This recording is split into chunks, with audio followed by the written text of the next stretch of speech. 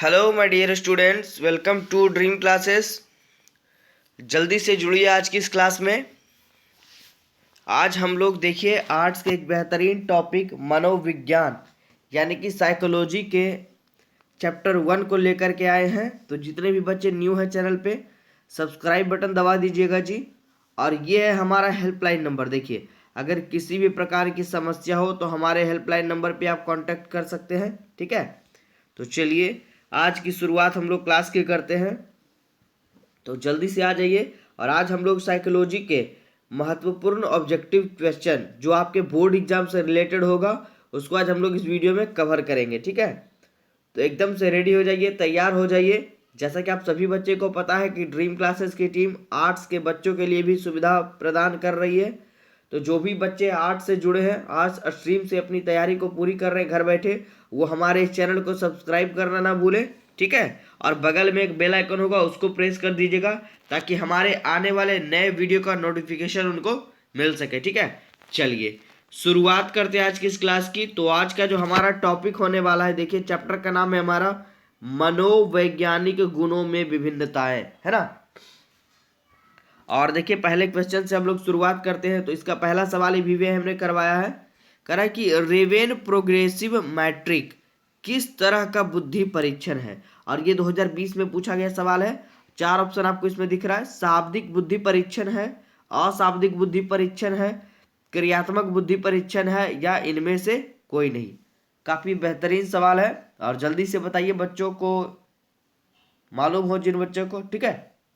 और इसका right answer आप लोग टिक लगाइए, ऑप्शन नंबर बी। अशाब्दिक बुद्धि का परीक्षण जो है ना वो रेवेन प्रोग्रेसिव मैट्रिक बुद्धि का परीक्षण है। क्लियर है। चलिए दूसरे सवाल पे आते हैं। क्वेश्चन नंबर 2 देखिए कह रहा है बुद्धि संरचना मॉडल किसने विकसित किया। गार्डनर ने, गिलफोर्ड ने, जेनसन ने, या इनमें से कोई नहीं। एक और बेहतरीन सवाल और जल्दी से बताइए इसका राइट आंसर क्या होना चाहिए।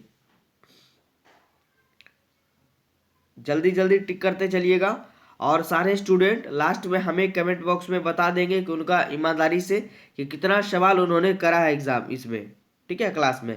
और ऑप्शन नंबर बी को टिक लगाइए, Guilford is the right answer. बुद्धि संरचना मॉडल किसने विकसित किया था, तो गिलफोर्ड ने, ठीक है।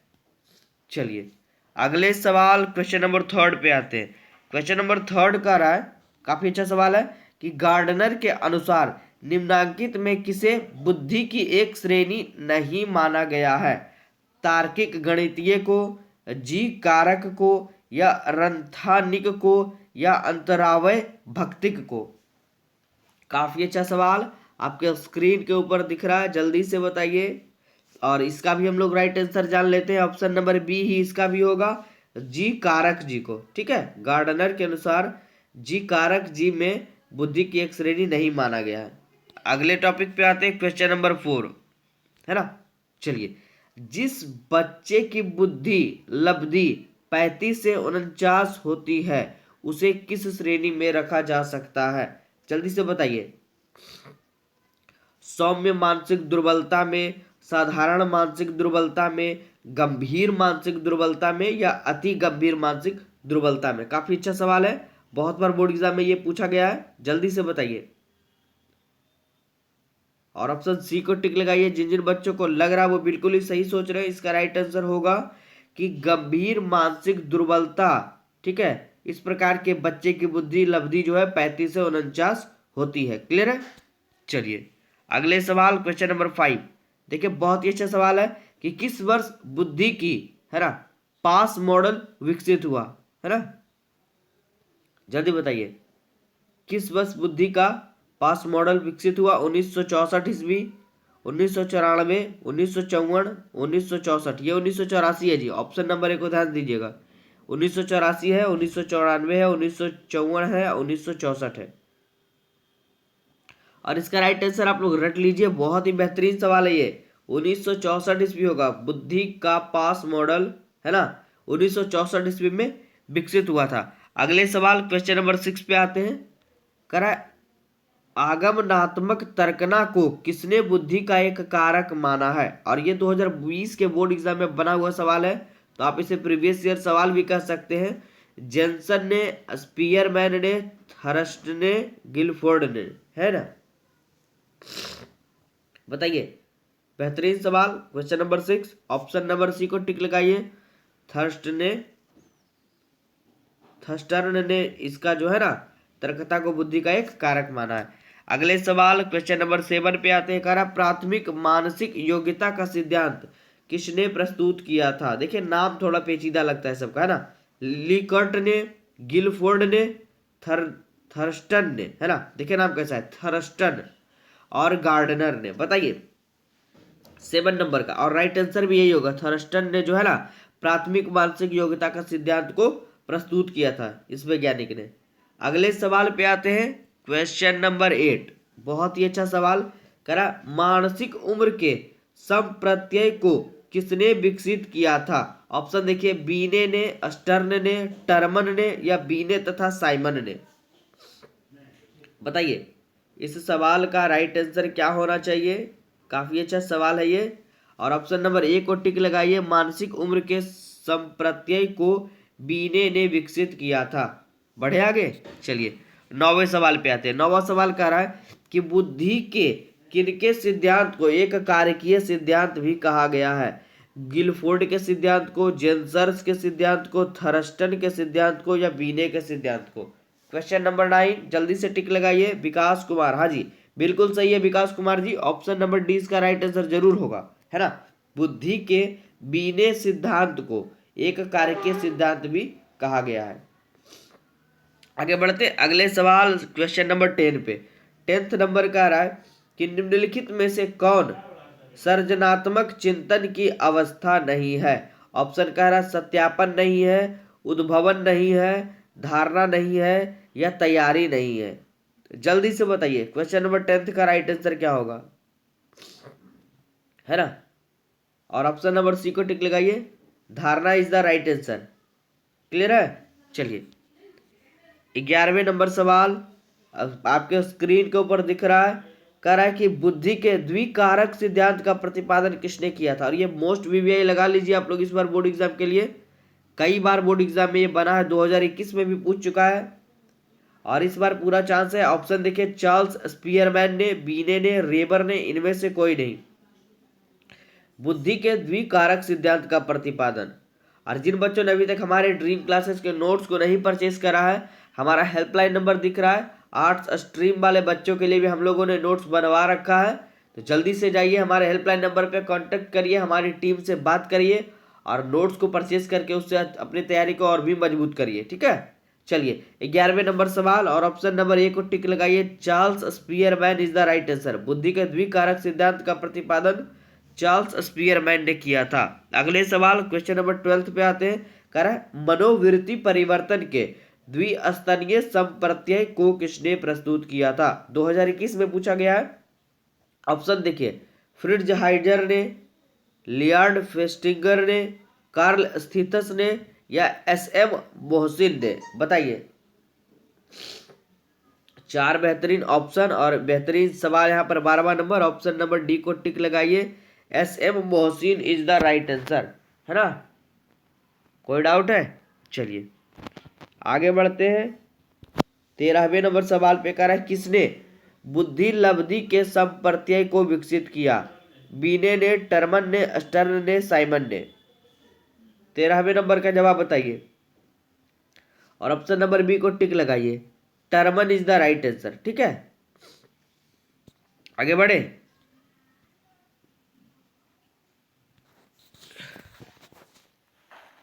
चलिए ये हमारा हो ही गया कि किसने बुद्धि लब्धि के संप्रत्यय को विकसित किया, तो टर्मन जी थे। और हमारा 14वां नंबर सवाल जो है वो कह रहा है कि बुद्धि के बहुतत्व सिद्धांत का प्रतिपादन कौन किया, है ना। काफी अच्छा सवाल। बुद्धि के बहुतत्व सिद्धांत का प्रतिपादन कौन किया। थर्स्ट ने, बीने ने, रेबर ने, स्पीयरमैन ने। थर्स्टन ने, बीने ने, रेबर ने, स्पीयरमैन ने। जल्दी से बताइए 14 नंबर का क्या होगा आंसर। और ऑप्शन नंबर 1 टिक लगाइए, Thurston is the right answer, है ना।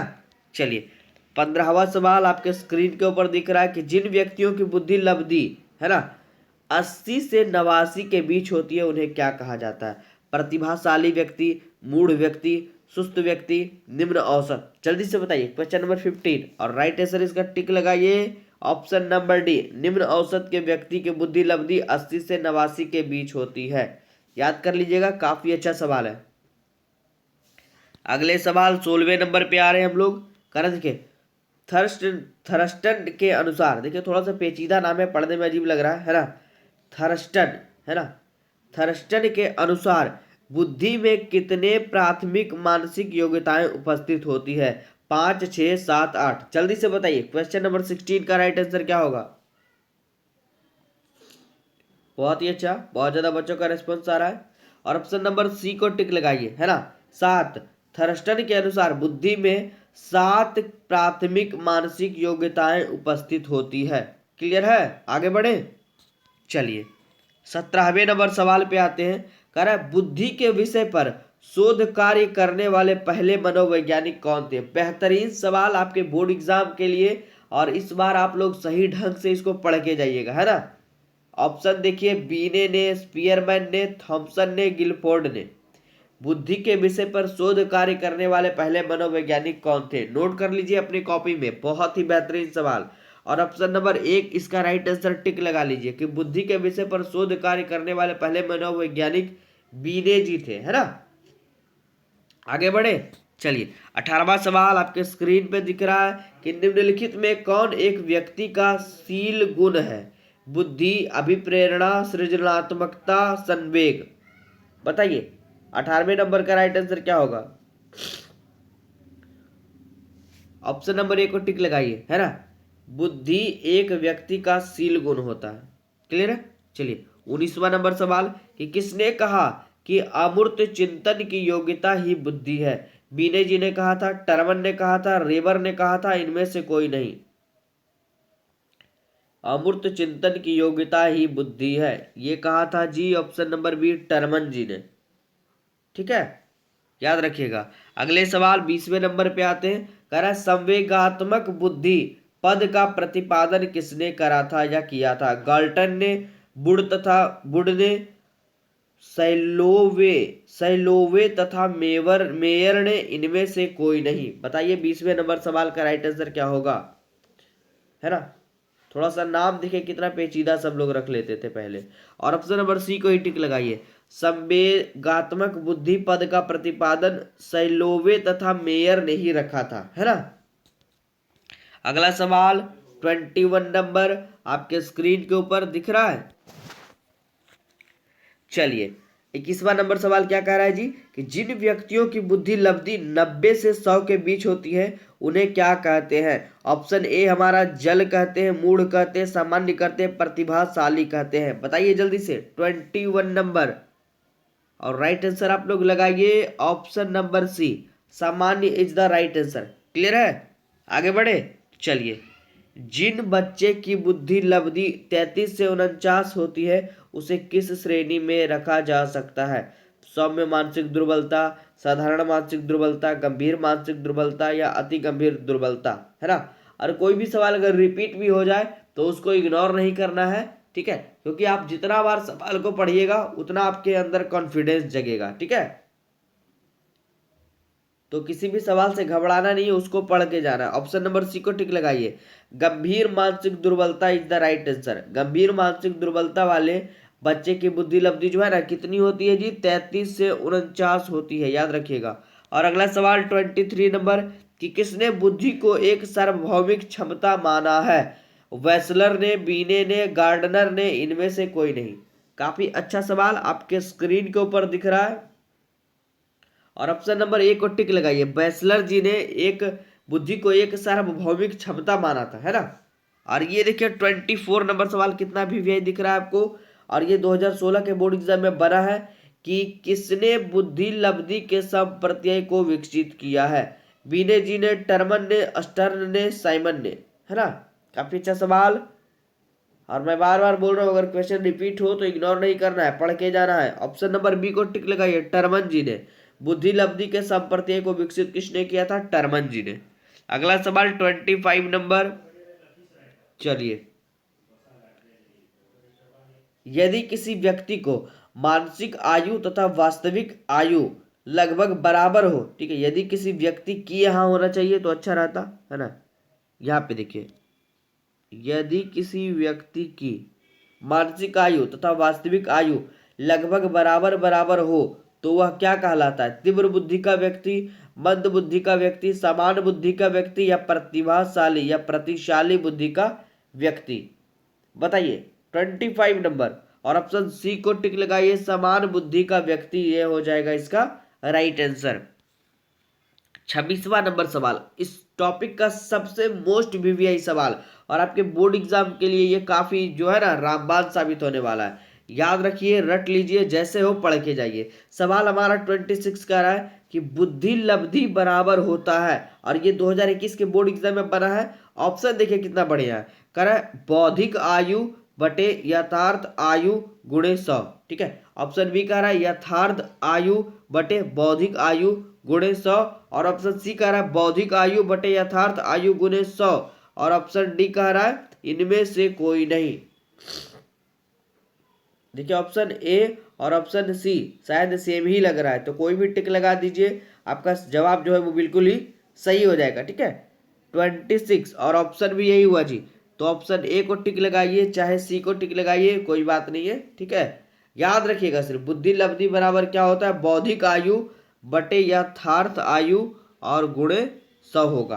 क्लियर है, आगे बढ़े, चलिए 26वां नंबर सवाल के बाद हम लोग बढ़ते हैं अगले सवाल 27वें नंबर पे। कह रहा है मानवीय विशेषताओं का अध्ययन करने के लिए गाल्टन ने कब प्रयोगशाला की स्थापना किया? 1862 में, 1883 में, 1884 में, 1885 में? जल्दी से बताइए 27 का राइट आंसर क्या होगा। और ऑप्शन नंबर ए को टिक लगाइए, ये हमारा राइट आंसर होगा कि मानवीय विशेषताओं को अध्ययन करने के लिए गाल्टन ने 1882 ईस्वी में प्रयोगशाला, है ना, प्रयोगशाला की स्थापना की। समझ रहे हैं, याद रखिएगा। अगले सवाल 28 नंबर पे आते हैं। कह रहा है स्पीयरमैन के अनुसार बुद्धि के कितने तत्व थे? 3 तत्व, 2 तत्व, 1 तत्व, 4 तत्व? 28वां नंबर सवाल आपके स्क्रीन पर काफी अच्छा है, और ऑप्शन नंबर बी को टिक लगाइए, स्पीयरमैन के अनुसार बुद्धि के 2 तत्व थे, ठीक है। 29वां सवाल आपके स्क्रीन पर दिख रहा है। कह रहा है व्यक्ति की किसी विशेष क्षेत्र की विशेष योग्यता क्या कहलाती है ना? व्यक्तित्व कहलाती है, अभिक्षमता कहलाती है, अभिवृत्ति कहलाती है, या अभिरुचि कहलाती है? 29 नंबर और ऑप्शन नंबर बी को टिक लगाइए, अभिक्षमता इज द राइट आंसर, है ना। चलिए आगे बढ़ते हैं 30वें नंबर सवाल पे। कह रहा है बैचलर ने वयस्क बुद्धि परीक्षण किया था, कब किया था? 1964 ईस्वी में, 1963 ईस्वी में, 1961 ईस्वी में, 1955 ईस्वी में?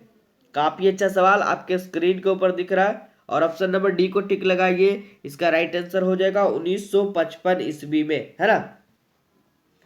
1955 ईस्वी में बैचलर ने एक वयस्क बुद्धि परीक्षण करा था या किया था। 31वां सवाल आपके स्क्रीन पर दिख रहा है, समूह कारक सिद्धांत का प्रतिपादन किसने किया था? गार्डनर ने किया था, स्पीयरमैन ने किया था, या थर्स्टन ने, या थर्स्टन ने कह सकते हैं, यहाँ पे यस्टन लिखा गया, अलेक्जेंडर ने किया था। इसको सुधार लीजिएगा, यहाँ पे थर्स्टन होगा जी, बार बार पीछे से पढ़ते हम लोग आ रहे हैं, है ना। चलिए जल्दी से बताइए 31वें नंबर सवाल का राइट आंसर, और राइट आंसर भी यही हो जाएगा, है ना। थर्स्टन जी ने समूह कारक सिद्धांत का प्रतिपादन किया था। आगे बढ़े 32 नंबर सवाल कह रहा है गिलफोर्ड के बुद्धि मॉडल में बौद्धिक क्षमताओं की कितनी श्रेणियां है? 180 है, 100 है, 120 है, 150 है? और ऑप्शन नंबर डी को टिक लगाइए, 150 बुद्धि मॉडल जो है ना बौद्धिक क्षमताओं की श्रेणियां है ना इसमें। 33वां नंबर सवाल कि गार्डनर ने अभी तक कुल कितने प्रकार के बुद्धि का पहचान किया है? 5 प्रकार, 6 प्रकार, 7 प्रकार, 8 प्रकार? जल्दी से बताइए।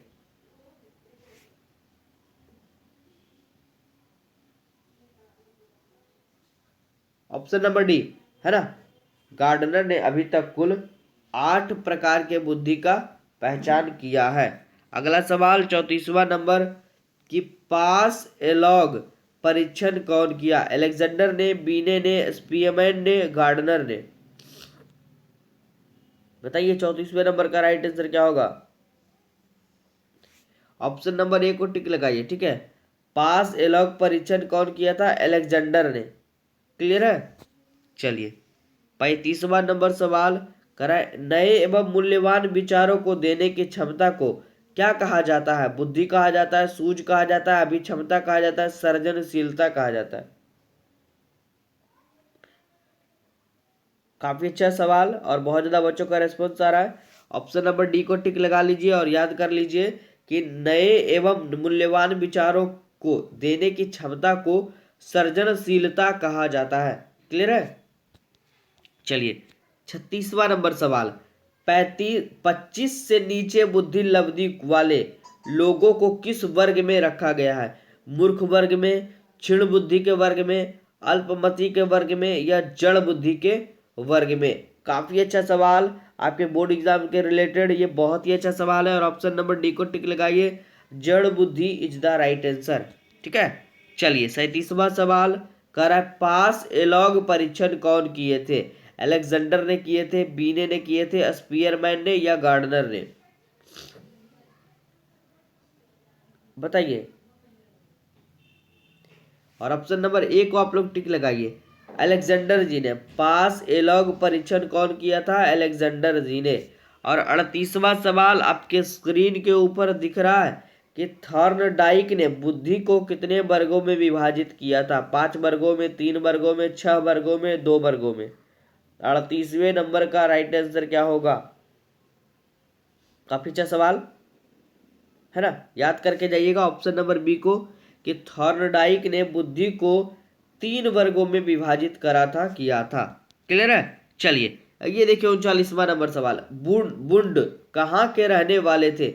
वुंड जो हमारे थे, है ना, वो कहाँ के रहने वाले थे? फ्रांस के, इंग्लैंड के, जर्मनी के, इटली के? जल्दी से बताइए। याद रखिएगा इसका राइट आंसर हो जाएगा जर्मनी। वुंड जी जर्मनी के रहने वाले थे, निवासी थे। क्लियर है। चलिए 40वां नंबर सवाल और बोर्ड एग्जाम के रिलेटेड बहुत ही बेहतरीन सवाल 2020 में बना है कि प्रतिभाशाली बालकों की सबसे बड़ी विशेषता क्या होती है? वीवीआईएम ने करवाया है जी, पढ़ के जाइएगा। सूझ होती है, दृढ़ता होती है, मौलिकता होती है, संवेगात्मक परिपक्वता होती है। और बेहतरीन आंसर इसका होगा, देखिए बेहतरीन प्रश्न का ऑप्शन नंबर बी, दृढ़ता इज द राइट आंसर। प्रतिभाशाली बालकों की सबसे बड़ी विशेषता उसकी दृढ़ता होती है। क्लियर है। आगे बढ़े। चलिए 41वां नंबर सवाल बहुत ही अच्छा सोचने लायक सवाल कि व्यक्ति के जीवन में, किसी आम व्यक्ति के जीवन में सफलता का कितना प्रतिशत संवेगात्मक बुद्धि से निर्धारित होता है? लगभग 60%, 70%, 80% या पूरे 100%? बताइए। 41 नंबर का राइट आंसर क्या होगा? और आप लोग याद रखिएगा लगभग 80% जो है ना, व्यक्ति के जीवन में सफलता का संवेगात्मक बुद्धि से ही निर्धारण होता है। 42वां नंबर सवाल आपके स्क्रीन पे दिख रहा होगा कि व्यक्ति की सृजनात्मकता की क्षमता को किस मनोवैज्ञानिक ने प्रभावी आश्चर्य का नाम दिया था? ब्रूनर जी ने, पासी जी ने, बाकर मेहदी ने या टॉरेंस ने? बताइए। 42 नंबर का राइट आंसर और आप लोग टिक लगाइए, इसका राइट आंसर हो जाएगा ऑप्शन नंबर ए, ब्रूनर जी ने, है ना। आगे बढ़े। चलिए 43वां नंबर सवाल कि निम्नलिखित में से संस्कृति मुक्त परीक्षण कौन सा है? 2020 में पूछा गया है। बिने साइमन परीक्षण, वेस्लेर बुद्धि परीक्षण, कैटेल बुद्धि परीक्षण या इनमें से सभी? बताइए 43वें नंबर का राइट आंसर।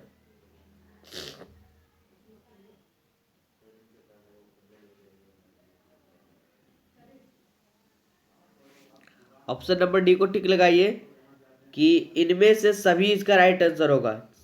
कारण निम्नलिखित में से संस्कृति मुक्त परीक्षण कौन सा है? तो बीने, बेसलर और कैटेल तीनों बुद्धि परीक्षण जो है ना, वो इसके अंतर्गत आ जाएंगे। 44वें नंबर सवाल पे हम लोग बढ़ रहे हैं। कारण निम्नलिखित में से विशिष्ट बालक कौन सा नहीं है? प्रतिभाशाली बालक, सामान्य बालक, मानसिक दुर्बलता वाला बालक या विकलांग बालक? और इसे भी कर लीजिएगा, काफी अच्छा सवाल है जी, बोर्ड एग्जाम में बनता है। ऑप्शन नंबर बी को टिक लगाइए, सामान्य बालक होगा इसका राइट आंसर, है ना। और आगे हम लोग 45 नंबर पे आ रहे हैं। कह रहा है देखिए 45 नंबर कि यदि किसी बच्चे की वास्तविक आयु 100 महीना है तथा मानसिक आयु 120 महीना है तो उसकी बुद्धि लब्धि क्या होगी? 105 होगी, 110 होगी और 90 होगी, 120 होगी? बताइए। और ऑप्शन नंबर डी को टिक लगाइए। 120 इसका राइट आंसर होगा, 45 का, है ना। कि यदि किसी बच्चे की वास्तविक आयु 100 महीने है तथा मानसिक आयु 120 महीने है तो उसकी बुद्धि लब्धि 120 होगी। 46वें नंबर सवाल आपके स्क्रीन के ऊपर दिख रहा है कि बुद्धि मापने के लिए सर्वप्रथम प्रयोगशाला की स्थापना कौन और कब किए थे? अभी हमने पीछे शायद पढ़ा था ये सवाल। बुंट जी 1879 में, गाल्टन जी 1883 में, स्पीयरमैन 1873 में या बीने जी 1883 में? जल्दी से बताइए 46 नंबर का राइट आंसर। और आप लोग टिक लगाइए। ऑप्शन नंबर ए बुंट जी 1879 इज द राइट आंसर, है ना। चलिए 47वां नंबर सवाल कि किस अभिक्षमता को SST के नाम से जाना जाता है? 2021 के बोर्ड एग्जाम में ये बना है। विभेदक अभिक्षमता, सामान्य अधिक्षमता, है ना, आर्म्ड सर्विसेज, व्यावसायिक, या ऑप्शन डी कह रहा है व्यावसायिक अभिक्षमता? जल्दी से बताइए 47वें नंबर का राइट आंसर क्या होगा। और ऑप्शन नंबर सी पे आप लोग टिक करिएगा, ठीक है, कि किस अभिक्षमता को SST के नाम से भी जाना जाता है? तो आर्म सर्विसेज व्यावसायिक। बेहतरीन सवाल आपके बोर्ड एग्जाम के लिए, है ना। काफी बार पूछा गया बोर्ड एग्जाम में, हमने वीवीए करवा दिया है, इसको आप लोग मोस्ट वीवीए लगा लीजिए। और 48वां नंबर भी सवाल बेहतरीन सवाल है आपके बोर्ड एग्जाम के लिए, ये रामबाण साबित होगा जी, पढ़ के जाइएगा कि मनोवैज्ञानिक के बौद्धिक कौशल को किस श्रेणी में रखा जाएगा? 2016 में पूछा गया है। और 4 ऑप्शन आपको दिख रहा है स्क्रीन पर, ये देखिए कि सामान्य कौशल में रखा जाएगा, प्रेक्षणात्मक कौशल में रखा जाएगा, विशिष्ट कौशल में रखा जाएगा, या इनमें से कोई नहीं। 48वां नंबर सवाल और ऑप्शन नंबर ए को टिक लगा लीजिए आप लोग, सामान्य कौशल के अंतर्गत इसको रखा जाएगा। और 49वां नंबर सवाल स्टर्न वर्ग के अनुसार बुद्धि की श्रेणी है? 55 है, 2 है, 1 है, 3 है? जल्दी से बताइए। 49 नंबर हमारे टॉपिक का सेकेंड लास्ट और बेहतरीन सवाल आपके स्क्रीन के ऊपर दिख रहा है। कोई भी बच्चे इग्नोर नहीं करेंगे, एक एक टॉपिक पढ़ के जाएंगे। जिन बच्चों को नोट्स परचेज करना है हमारी ड्रीम क्लासेस की टीम से बात करिए, हेल्पलाइन नंबर आपको स्क्रीन पे दिया गया होगा बीच में कभी। ऑप्शन नंबर डी को टिक लगाइए। स्टर्न वर्ग के अनुसार बुद्धि की श्रेणी कौन सी है? तो ऑप्शन नंबर डी हमारा 3 है। और आज के इस टॉपिक का सबसे और लास्ट टॉपिक और सबसे बेहतरीन सवाल आपके स्क्रीन पर कि मानसिक उम्र मापक है 2021 में पूछा गया। ऑप्शन देखिए, वास्तविक आयु का, बुद्धि के निरपेक्ष स्तर का, कालानुक्रमित आयु का, या इनमें से कोई नहीं, है ना। बताइए। बहुत ही अच्छा सवाल। मानसिक उम्र मापक किसका है जी? तो ऑप्शन नंबर बी को टिक लगाइए कि बुद्धि के निरपेक्ष स्तर का यह जो है ना मापक है, ठीक है। तो चलिए, मुझे उम्मीद है कि जितने भी स्टूडेंट हमसे जुड़े थे क्लास में उनको यह क्लास जरूर पसंद आया होगा। तो वीडियो को लाइक करना ना भूलें और ज़्यादा से ज़्यादा इसको शेयर करिए। और भी हमारे जितने भी स्टूडेंट हैं, आर्ट्स वाले बच्चे हैं, जितने भी आपके घर में या अगल बगल कोई भी स्टूडेंट हो तो उनको ड्रीम क्लासेस के बारे में ज़रूर बतलाइए, उनको थोड़ा सा ये करिए, मोटिवेट करिए हमारी टीम के बारे में, ठीक है। और आर्ट्स वाले बच्चे इग्नोर ना करें, क्लासेस को रेगुलर करते रहिए और हमारी टीम को सपोर्ट करिए, ठीक है। और अपने पढ़ाई को जारी रखिए और इसी तरह के वीडियोस पाने के लिए हमारे चैनल को सब्सक्राइब कर लीजिए, ठीक है। तब तक के लिए ऑल द बेस्ट। फिर मिलते हैं हम लोग अगले टॉपिक में और भी बेहतरीन टॉपिक के साथ। और हमारा प्लेलिस्ट बनवा दिया गया है, वहाँ पर जाइए चैनल में, एक एक टॉपिक का सॉल्यूशन आपको मिलेगा। आपको यूट्यूब पर कहीं भटकना नहीं पड़ेगा, है ना। एक एक टॉपिक का निचोड़ वहाँ पर दिया गया है, टॉपिक वाइज पढ़ाया गया है। एक एक टॉपिक को आप पढ़िए, घर बैठे नोट्स बनाइए और अपनी तैयारी को और भी मजबूत करिए, ठीक है। आर्ट्स वालों बच्चे के लिए एक बेहतरीन प्लेटफॉर्म हम लोग लेकर के आए हैं, ड्रीम क्लासेस की टीम, है ना। तो जो भी बच्चे आर्ट्स स्ट्रीम के हैं हमारे चैनल से जुड़ जाइएगा, ठीक है। चलिए फिर मिलते हैं अगले क्लास में, तब तक के लिए ऑल द बेस्ट।